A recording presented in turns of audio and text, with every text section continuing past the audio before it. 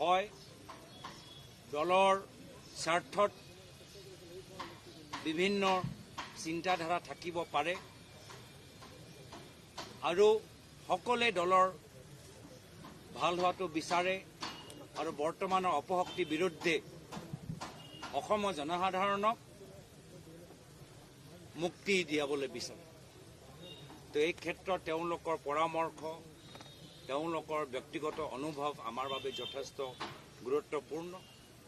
আৰু ময়ো তেখেতক ঘৰৰ ভিতৰত ক'লোঁ যে যদি নজনাকৈ আমাৰ কিছু সিদ্ধান্তৰ পৰা তেওঁ আঘাত পাইছে, তো তাৰ বাবে আমি তেখেতৰ পৰা আমি সৰু ভাইটি হিচাপে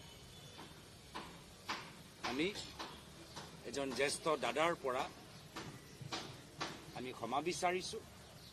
আৰু আমাৰ সকলৰ বাবে এয়া হ'ল এটা জটিল পৰিস্থিতিত আমিও শিকি আছোঁ, ষ্টেপ বাই ষ্টেপ, খোজ বাই খোজ আমি এটা এটা খোজ লৈ আহিছোঁ।